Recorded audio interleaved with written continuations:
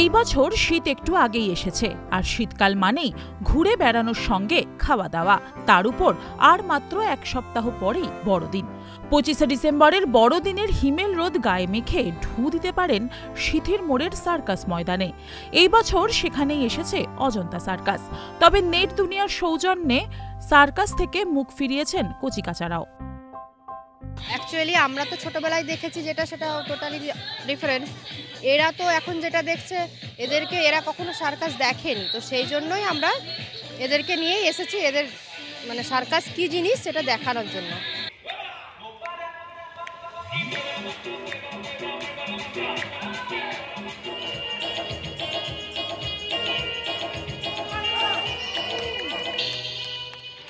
Circus দেখতে আসা এক দর্শকের কথায় বর্তমানে পশু পাখি না থাকায় সার্কাসের আকর্ষণ অনেকটাই কমে গিয়েছে। তার উপর বর্তমান প্রজন্ম মোবাইল ফোনে আসক্ত। তবুও প্রতি বছর সার্কাস দেখতে আসেন অনেকেই।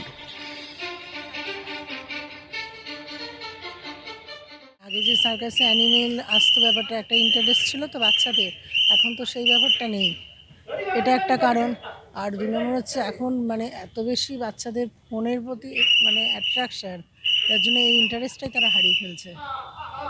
আমার মনে হয় এটাই কারণ। হ্যাঁ, আমার মেয়ে প্রত্যেক বছর আসে।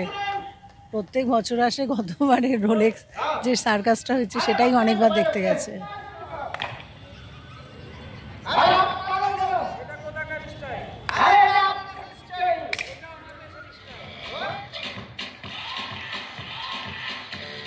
তবে কি সার্কাসে পশু পাখির খেলা না থাকায় কিছুটা হলেও সার্কাসের প্রতি টান কমেছে মানুষের?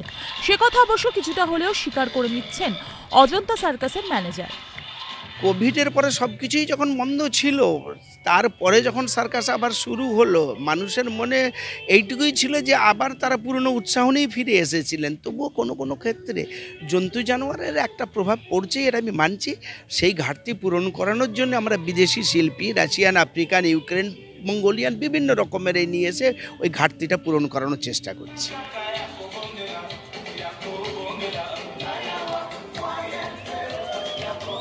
এই প্রাচীন শিল্পকে বাঁচিয়ে রাখতে এখন রিং মাস্টারের আবেদন সরকারকে এগিয়ে আসার, সরকারি সুযোগ সুবিধা দিয়ে এই শিল্পের প্রাণ ফেরানোর। পশু পাখি না থাকায় তৈরি হয়েছে এক বড় শূন্যতা। তবে সেই শূন্যতা কাটানোর জন্য কিন্তু একাধিক বিনোদন নিয়ে তারা তৈরি।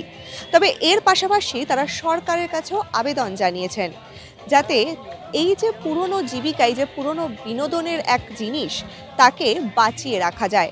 তার জন্য যাতে সরকার এগিয়ে আসে। ক্যামেরায় ধীমান হালদারের সঙ্গে সৌমিতা ভট্টাচার্য, ইটিভি ভারত, কলকাতা।